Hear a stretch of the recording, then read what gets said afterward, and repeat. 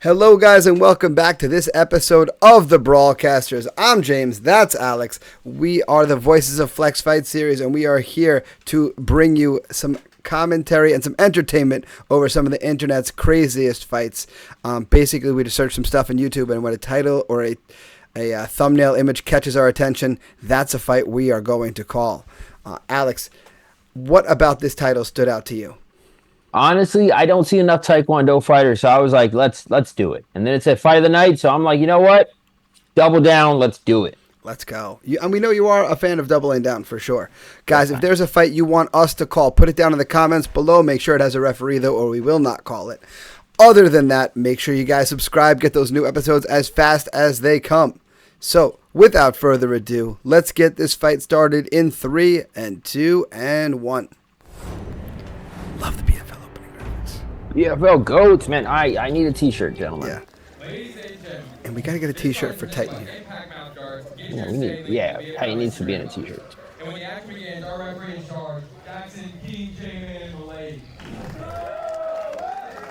I also love the referee. Straight off of the Stranger Things cast. I know I've been making the joke in a bunch of episodes, but my man looks like he belongs either in Stranger Things or an episode of Riverdale. Yeah, I can see that. He is a child. All right, so I don't think that's the Bolivian gentleman. Is it? Oh. So they called him Booth. That's an interesting name. It looks like his parents right behind him with their lawn chairs. You know, that's nice that the parents came out. All right, and this gentleman is.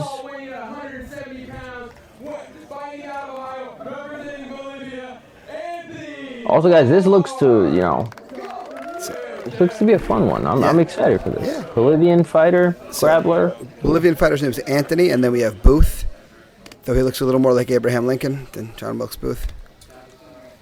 That's damn. Damn. Damn.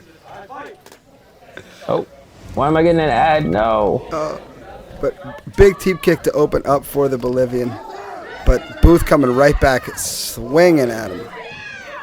That's these guys, man. Yeah. Honest to God, this is why I like these interesting matchups, right? You have guys that are two very different styles. Now Booth uses his underhook here to get to the ground. And now the Bolivian, Anthony, gets a reverse, inverted triangle with a crazy arm positioning here. He's not really in a position to squeeze the neck, so there's not going to be much here in terms of submission. But it will keep Booth from hitting him. Scramble has ensued. And now Booth is trying to pour it on here, but the Bolivian, Anthony, doing a great job of just scrambling and keeping himself hard to hit. Really not allowing Booth to do anything in terms of catching a position. Triangle attempt here from Anthony. He's looking at the ear correctly. I'd like to see him pull the head down. If he can pull the head down or just compress in some way. Or, here's another thing. Take that arm that's in the bottom of the screen there, the right arm, and do what I call boombox the leg. Underhook the leg. You'll get a much better squeeze. Now, Booth has his knee in the armpit, and that's enabling him to lengthen his neck, to push away. See, now, Anthony not recognizing what he has here, and that he's trying to, turn Booth over instead of just increasing the angle in the neck. If he could increase the angle in Booth's neck, he'd have a much better submission. Yeah, or if not, bro, he's kind of in this middle spot, right? Commit to taking him over the top. If you're going to do one, you have to do one or the other. You can't be in this weird middle spot you're in, right? You commit, take him over and get a mounted triangle, right? Or you can see the space opening up, or like you said, boombox that leg.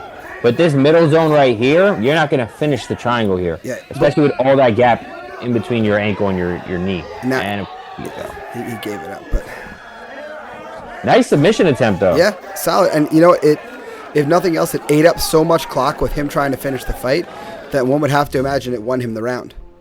Yeah, that's what I was just gonna say, right?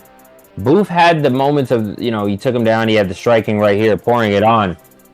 But the deeper submission attempts, you kind of gotta. It's a 10-9 round for somebody, man, but this is actually a hard round to score. Yeah, it's one of those rounds I've talked about with you before where I feel like I needed a stopwatch in either hand to say who was winning more. That's a toss-up round because he did have the deeper submission, but other than that, he didn't have anything going on in the fight. Yeah. But technically, you're supposed to give it to him because he had the deeper submission.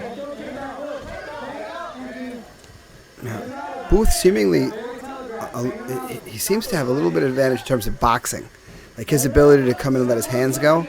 Mm-hmm. Now, we would imagine that Anthony, with his Taekwondo background, would like to explore this space a little bit. Jump in the ghillie, don't be silly. Right in front of Booth's parents. Yeah, and he doesn't quite have it under the chin. He doesn't have the proper angle. You see how his knees are with him? He kind of rushed that jump. I think he's trying to go for like a ninja choke almost. Yeah, like an anaconda almost. I was curious as to whose hand that was I was seeing. Now going underneath. And I like the way he's using the feet on the hips here. And he's backing on a triangle, but yeah, not fully locked in, obviously. No, but he's using it to keep Booth from hitting him and hit Booth. So that's something for sure. But that wide open space would allow Booth to sneak out. Somebody educated in the crowd yelling crossface, but he has not passed the guard enough for that crossface to work. No, he needs to kind of, if anything, he got to get that leg up on his shoulder and turn the corner with it, or try to get his knee inside for like a leg weave. Oh, that was almost like a scissor sweep, John Wayne sweep hybrid right there. Yeah, Anthony threw out there. And now Anthony, I'm not sure. Again, he looks like he's looking for an anaconda choke, but he's just not sealing it. If you would seal that rear naked choke grip here, palm to bicep, he'd have something. But Booth is just pretty relentless, like a dog with a bone on this leg.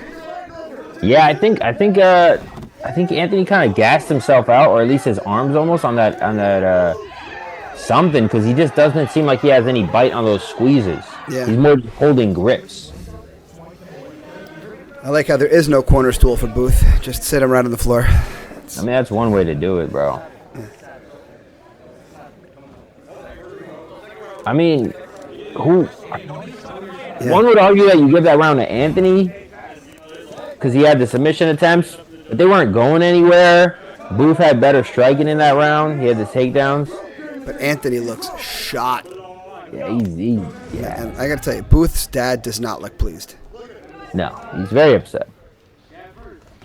Big shot from Anthony there, and then one right back from Booth. Nice. Anthony touching his chin afterwards, like checking to see if everything's okay, but then pops Booth right back. Now, Anthony in a double leg takes Booth down. Now, we have not seen Booth on his back or Anthony on top, so I'll be curious to see how this plays out.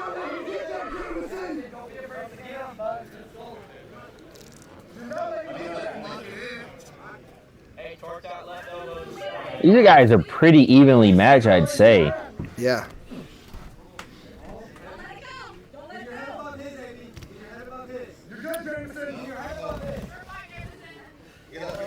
Oh, Booth is another sneaky little shot there. Ooh, big shot from Booth there, pouring on some more. And good use of the feet defensively here from Anthony, but no. Throwing up another triangle. If he knew an omoplata and he finished that, how crazy would you go? Dude, this is what we talk about when it's like, hey, if you get in the training room, it'll open up a lot of your eyes, guys. If you get in the training room, there's so many submission attempts that are available there. You guys be like, wow, I could have finished a fight there. I could have finished a fight here. I could have finished a fight there. If I just did this one small detail, like James talking about with a boombox, I have a win now. Yeah. And he's cutting the angle again as Anthony. You can see that he's taken some classes. He's just not put in enough work here to really know what's what under fire. Yeah.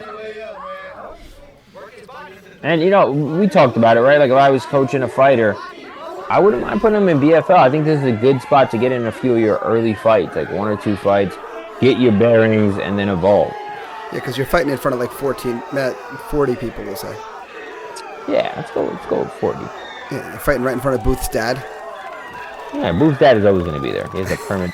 He's like a season ticket holder. That was a great fight. Yeah, no, wow, good fight, gentlemen. That's one that's evenly matched. Beautiful job the whole time. Anthony coming out with that big right hand, but then getting one for his trouble. His head snapped back like he was shot. That looked like a video game headshot right there. Yeah, right, boom. Straight back. Oh, ouch. Those don't feel good. Yeah, if he had long hair, it would have looked even worse. Yeah. All three of you judges for this contest, 30-27, for your winner, Jameson.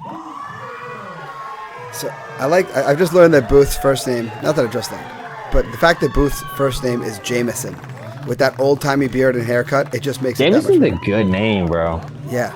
I mean, obviously, this is the James. I don't hate it. But Jameson just takes it to that next level. Gives mom and dad a nice look. That was nice. How do you feel about the decision? I agree with it. Yeah.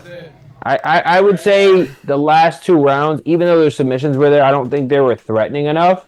They were more just like holding submissions than anything than trying to get the finish. Yeah, and they for sure just, they ate up clock, but they weren't close enough to justify finish, like a decision on a fight. No, I agree. I fun fight though. Wow. Yeah, definitely a fun fight. I mean, you can see how enthused the crowd was, except for Jameson's parents. They just sat there with a disapproving look on their face. Yeah, I don't think they understood if he was winning or losing, and they were like, "Why don't you just get up?" Yeah.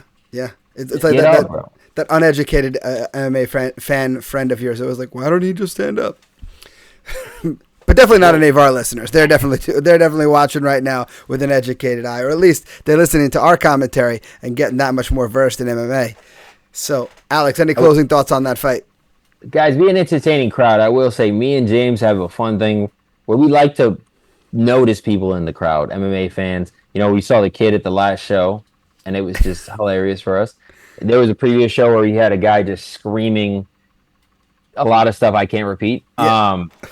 We always love seeing it. So keep being the MMA fans you guys are. We love you. Guys, we urge you to go back and watch some of the old Flex Fight shows so you can hear some of the things that we're talking about. Like, Alex, you remember talking about the fan who were like, he drives a T-top convertible and definitely owns a snake? Yep. There's that guy. You talked about I think he was was he a cornerman, the one with the interesting haircut? Oh, yes, the mutton chops. Oh, that guy was awesome. That guy's awesome, man. We if you're interested in the crowd, chances are we'll point you out. So. All right, guys. Well, we hope you enjoyed watching this fight as much as we did. Any other closing thoughts on the fight, Alex? Keep being you, guys. We appreciate you. We do appreciate you. Remember, comment down below any fight you want us to see that has a referee. Other than that, guys, subscribe so you guys get those new episodes. Other than that, guys, until next time, brawl